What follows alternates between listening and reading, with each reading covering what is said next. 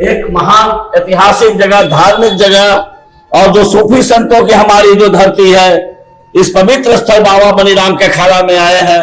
और बाबा मनीराम अखाड़ा को मनोकामना धाम, पूरन धाम के नाम से जाना जाता है।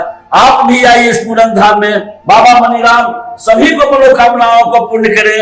आप देख रहे हैं केवल सच न्यूज। आप देख रहे हैं केवल सच न्यूज। केवल सच न्यूज से मैं अरविंद मिश्रा। आज मैं जो पवित्र स्थल पर आया हूं, नालंदा जिला का सबसे धार्मिक, ऐतिहासिक, इस देश में ही नहीं विदेशों में भी चर्चा होती है। ये बाबा श्री श्री 108 बाबा मनीराम जी का ये अखाड़ा है, जो देव पुरुष के रूप में बाबा का ख्याति है। मैं बाबा के मंदिर के पास आया हूं और मैं मंदिर के अब गर्भगृह में भी लेकर चलूंगा। और यहाँ के जो पुजारी हैं, इस मंदिर के जो पुजारी हैं, उस मंदिर के पुजारी जी से बाबा मनीराम के बारे में, बाबा के ख्याति के बारे में, उनके कार्यों के बारे में मैं आप सबों को विस्तृत जानकारी दूंगा। जैसा कि आप सब जानते हैं कि जो हमारा हिंदुस्तान और जो हमारा बिहार जो है, खास करके बिहार आध्यात्म की भूमि है, ऋषि महर्षियों की भूमि है, सूफी संतों की भूमि है। इस धरती पर आने के लिए देवता भी तरसते हैं। बुद्ध महावीर की पावन धरती है और ये महान ऐतिहासिक जगह बाबा मनीराम की समाधि है, जहां लंगोट ही प्रसाद है। जैसा कि यहाँ के बारे में सुनते हैं कि लंगोट ही यहाँ का प्रसाद है। यानी जो जिस लोग आते हैं, जिस श्रद्धा से आते हैं, जो मन्नत मांगते हैं, वो प्रसाद स्वरूप बाबा को लंगोट ही चढ़ाते हैं। अब आइए बाबा का वो प्राचीन प्रतिबिंब, इनकी मूर्तियां, बाबा का सबसे पहले प्राचीन संत शिरोमणि श्री श्री 108 बाबा मनीराम जी का जो समाधि मानव जीवन को अलग करने वाली, मानव मार्ग को का प्रदर्शन करने वाली, यहाँ पर अखंड ज्योति जल रहा है। एक बाबा संत शिरोमणि बाबा का एक स्टैचू कहिए, प्रतिमा कहिए, इनका प्रतिबिंब कहिए, बाबा मनीराम जी का है। अखंड ज्योति कई वर्षों से चल रहा है। उसके बारे में यहाँ का प्रधान पुजारी जिसे हम आप सबों से बात करवाएंगे। इसके साथ ही यहाँ की भव्यता, इस मंदिर में राम, लक्ष्मण, भरत, शत्रुघ्न सहित कई मूर्तियां यहाँ के भक्तों के द्वारा प्रदान की जाती है। बिहार के मुख्यमंत्री हो, राष्ट्रपति हो, राज्यपाल हो, यहाँ के जिला प्रशासन हो, बाबा मनीराम के अखाड़ा में आकर लंगोट चढ़ाते हैं। अब मैं आ रहा हूं बाबा का उस स्थल पर जहां बाबा का बहुत ही भव्य प्रतिमा बना हुआ है। ये बाबा मनीराम जी का भव्य प्रतिमा है जो बनाया गया है। लोगों मान्यता है कि बाबा जीवन समाधि ले लिए थे और इनके 4 शिष्यों का भी समाधि है, जो बाबा का काफी प्रिय अनुयायी थे। अब मैं इस मंदिर के बड़े पुजारी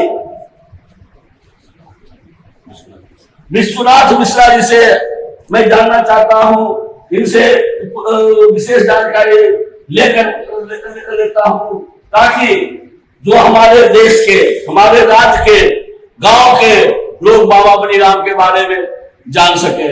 आखिर क्यों यहाँ मुख्यमंत्री, महामहिम राज्यपाल, जिला प्रशासन और पूरे इस क्षेत्र के, देश के, विदेश के भी लोग बाबा का लंगोट चढ़ाने आते हैं।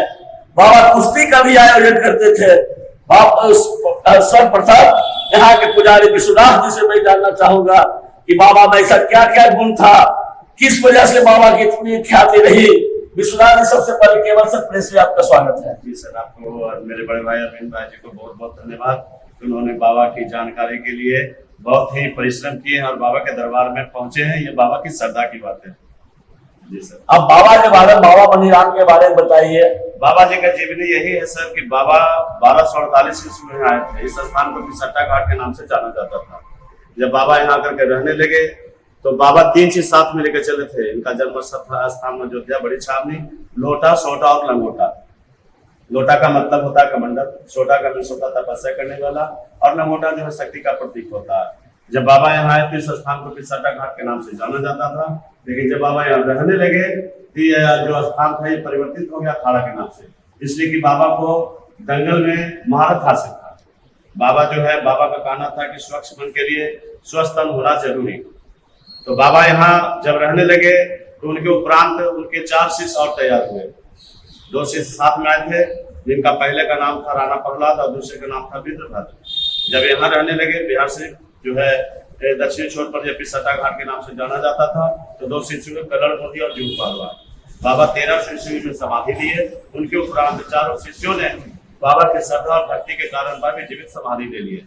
यानी जीवन समाधि बाबा लिया, उनके शिष्य भी। जी, समाधि यहीं पे ले लिए। जिस स्थान पे हम लोग खड़े हैं, इस स्थान पर बाबा का समाधि स्थल हो गया।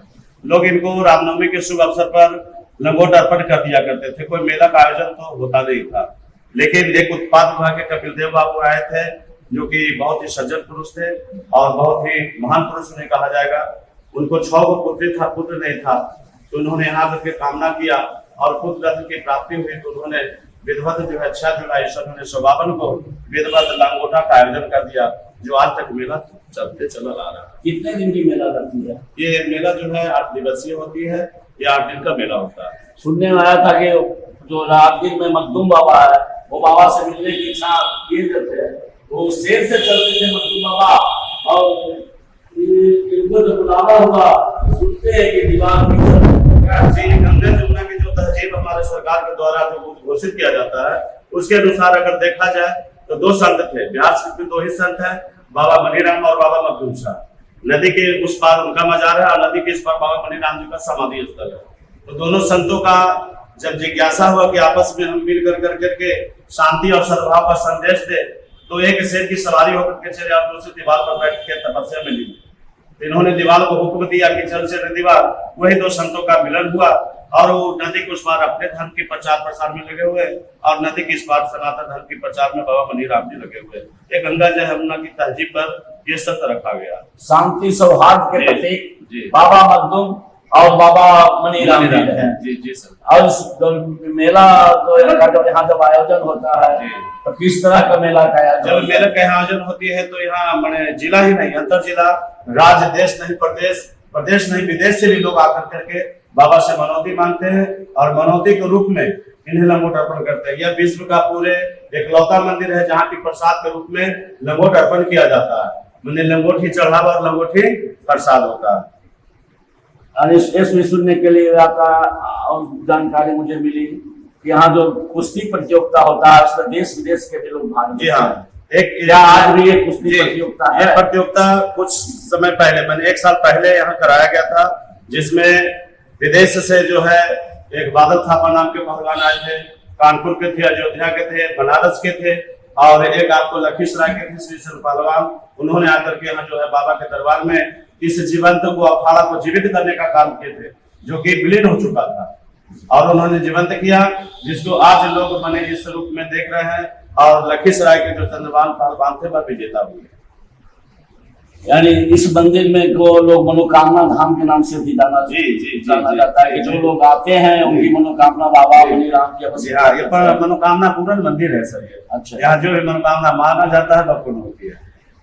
चलिए, आज केवल सच एक महान ऐतिहासिक जगह, धार्मिक जगह और जो सूफी संतों की हमारी जो धरती है, इस पवित्र स्थल बाबा मनीराम के अखाड़ा में आए हैं और बाबा मनीराम अखाड़ा को मनोकामना धाम, पूरन धाम के नाम से जाना जाता है।